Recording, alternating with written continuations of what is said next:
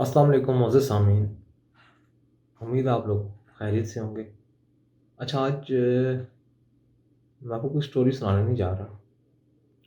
आज मैं उस टॉपिक पे आप लोगों से बात करने जा रहा हूँ जिस पे मैं काफ़ी टाइम से रिसर्च कर रहा था और हमारे इस्लामिक बिलीफ्स इस बारे में क्या कहते हैं और हम लोग और हमारे यहाँ कितनी मिथ्स पाई जाती हैं इस बारे में। पर इस रिसर्च के दौरान मुझे बड़ी एक अजीब-सी चीज़ पता लगी कि जिसका मैं आपसे ज़िक्र करूँगा। पोज़ेशन पोज़ेशन एक वर्ड है कि जिसका उर्दू में मतलब कब्ज़ा करना है। हमारे यहाँ पोज़ेशन का वर्ड सिर्फ़ उस वक़्त इस्तेमाल किया जाता है कि जिस वक़्त हम लोग ये कहते हैं कि इस पर किसी चीज़ का साया है, किसी जिन्नात का साया है किसी इंसान पर या फिर किसी रूह का कब्ज़ा है। इस्लामिक बिलीफ के मुताबिक हमारे ईमान में ये चीज़ है, ईमान का हिस्सा है ये चीज़ें कि और कुरान पाक में इनका ज़िक्र है जिन्नात का। बहुत से लोग जिन्नात से डिनाई करते हैं, लेकिन वो मुस्लिम होते हैं और डिनाई करते हैं, पर ऐसा करना मेरा नहीं ख़्याल कि अच्छी बात है कि आप कुरान की किसी बात का इनकार कर रहे हैं। जिन्नात का कुरान में ज़िक्र है, शैतानों का कुरान में ज़िक्र है और ऐसे बहुत सारे वाक़ियात जो आपने मेरे चैनल पे सुने हैं और आगे आने वाले भी कुछ ऐसे वाक़ियात हैं जो मेरे पास रिकॉर्डेड हैं, जिनको मैं आस्ता-आस्ता आप लोगों के लिए पेश करता रहूँगा और उसमें ये चीज़ें हैं कि पोज़ेशंस जिन्नात ने की हैं इंसानों पर, रूहों ने पोज़ेशन की हैं और पोज़ेशंस जो हैं उसमें कई तरह की पोज़ेशंस हैं, जो इंसानों पे होती हैं अक्सर, जिसमें डेमॉन्स की पोज़ेशंस हैं, जिन्नात की पोज़ेशन है, बदरूह इविल स्पिरिट की पोज़ेशन है और शैतान की पोज़ेशन है। शैतानी पोज़ेशन गैर मर्ई मखलूकों की पोज़ेशन भी कहा जाता है। आसिफ का साया, ये वर्ड बहुत आम तौर पर यूज़ किया जाता है और शैतान हमारे कानों में वसवसा डालता है। ये भी पोज़ेशन की एक टर्म ही है कि एक थर्ड पार्टी आपसे अपनी बात मनवा रही है।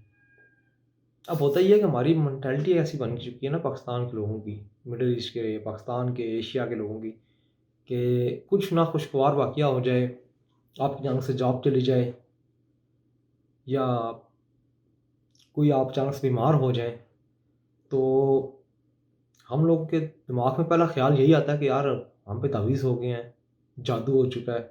जबकि जो सिम्पटम्स होते हैं इन चीज़ों के वो पैरेलल हैं इन चीज़ों के, बिल्कुल बरअक्स हैं। सिम्पटम्स बिल्कुल अलग होते हैं इन चीज़ों के और मैं जब रिसर्च कर रहा था इस बारे में और मैंने जो चीज़ देखी, जिसका मैंने आपको वीडियो स्टार्ट होने पे कहा था कि मैं आपको बताऊँगा कि एक बड़ी ख़ास किस्म की पोज़ेशन है, जिसका नाम ज़ार है। ज़ार की पोज़ेशन सिर्फ़ और सिर्फ़ लेडीज़ पे होती है। इसका टारगेट सिर्फ़ औरतें हैं, ख़वातीन हैं। अच्छा और ये पोज़ेशन पाकिस्तान में नहीं होती, ठीक है? ये पोज़ेशन जो है नॉर्दर्न अफ्रीका, साउदर्न अफ्रीका के कंट्रीज़ हैं, सोमालिया, सूडान, मिस्र, इथियोपिया में होती है और इसके कुछ वाक़यात मिडल ईस्ट से ही मिले हैं जिसमें इज़राइल, अल्लाह करक करे उसे, कुवैत और साउथ ईरान भी शामिल हैं। मतलब ईरान का साउथ का कुछ हिस्सा। अच्छा ज़ार में अब सबसे अजीब बात ये है कि ये सिर्फ़ होता वुमेन्स पर है। इस पे किसी वुमन को टारगेट किया जाता है और उसको जो स्पिरिट होती है ना, जो इविल स्पिरिट होती है, ये उस पे आहिस्ता-आहिस्ता उसके एक्शंस हैं, वो परफ़ॉर्म करते हैं जब इस चीज़ को किसी के लिए, तो जो लेडीज़ हैं, उन पर आस्ता-आस्ता उनकी बॉडी पर ये चीज़ कब्ज़ा करना शुरू हो जाती है और उसके सिम्पटम्स बड़े अलग से होते हैं। बीमार हो जाती है एकदम से औरत, फिर जब उसको हॉस्पिटल लेके जाया जाता है, मेडिकल टेस्ट वगैरह में कुछ भी चीज़ नहीं आती। जब उसका कोई मर्ज़ डायग्नोज़ कर रहे होते हैं, तो उसके मर्ज़ में कुछ ऐसी चीज़ नहीं आती कि जैसे जैसे कोई मेडिकल इश्यू है, तो फिर उसके बाद इसका सेकंड सिम्पटम जब आस्ता-आस्ता कब्ज़ा बढ़ रहा होता है, जब पोज़ीशन अपनी पीक पे आस्ता-आस्ता जा रही होती है, तो चीखना-चिल्लाना बिला वजह का, हँसना, बैठे-बैठे हँसना शुरू हो जाना, एकदम से रोना शुरू कर देना, ये इसके कुछ सिम्पटम्स हैं और ये बाकायदा तौर पर सिर्फ़ औरतों पर ही किए जाते हैं। मैं आपको फिर ये बता दूँ कि ये सिर्फ़ औरतों पर ही किए जाते हैं। हालाँकि उनका मेडिकल ट्रीटमेंट चल रहा होता है। साइकियाट्रिस्ट के पास लेके जाते हैं, वहाँ से साइकियाट्रिस्ट इनको बिल्कुल अपनी तरफ से क्लियर करता है कि यार मेरी तरफ से ये क्लियर है, इनको कोई इश्यू नहीं है, इनको मेंटली भी कोई इश्यू नहीं है। जब आप हॉस्पिटल वगैरह में को शिफ्ट करते हैं तो उनको डॉक्टर भी कहते हैं इनको मेडिकली कोई इश्यू नहीं है, ना मेंटली कोई इश्यू है। तो पर वो कमज़ोर होती जा रही होती हैं दिन-ब-दिन। वो असल में जो पोज़ेशन है ना, वो हो रही होती है उन पे। उन लेडीज़ पे वो पोज़ेशन आस्ता-आस्ता हो रही होती है और हम लोग फिर उन्हें पागल करार दे देते हैं या फिर हम ढोंगी बाबाओं के पास ले जाते हैं उन्हें, बजाय किसी साहिब इल्म के पास जाने के। लेकिन साहिब इल्म भी आजकल के दौर में मिलना आसान नहीं है। अल्लाह पाक का कलाम सबसे बड़ा है, अल्लाह सबसे बड़ा है और उसका कलाम भी सबसे बड़ा है। अल्लाह पाक के कलाम में बहुत ताकत है, बहुत शिफ़ा है। अल्लाह का कलाम पढ़िए, रमज़ान में ख़ास तौर पर जब आप लोग नमाज़ में दुआ करते हैं, तो अपनी दुआ में मुझे भी याद रखा कीजिए। मैं सारी रिसर्च सिर्फ़ सोशल अवेयरनेस के लिए कर रहा हूँ, ताकि हमारे आने वाले बाद जो बच्चे हैं वो इस चीज़ से अवेयर हो सकें।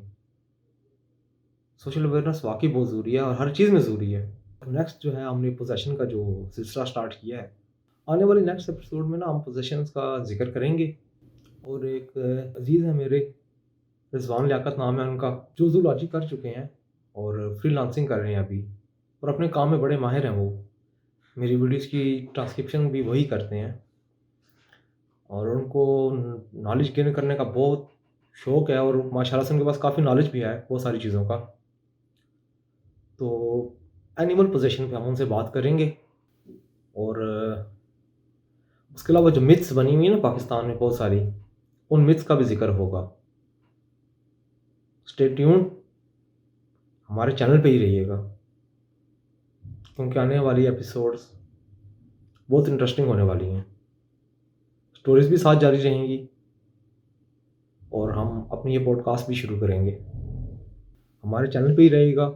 इस चैनल को अपने दोस्तों के साथ शेयर कीजिएगा, ताकि आपके दोस्तों तक और आपके हल्का अहबाब तक ये मालूमात जा सके। इस चैनल को सब्सक्राइब कीजिए, शेयर कीजिए और कमेंट्स लाज़मी किया करें, ताकि हमारी हौसला अफ़ज़ाई हो सके। अगली वीडियो तक के लिए इजाज़त दीजिए। अल्लाह हाफ़िज़।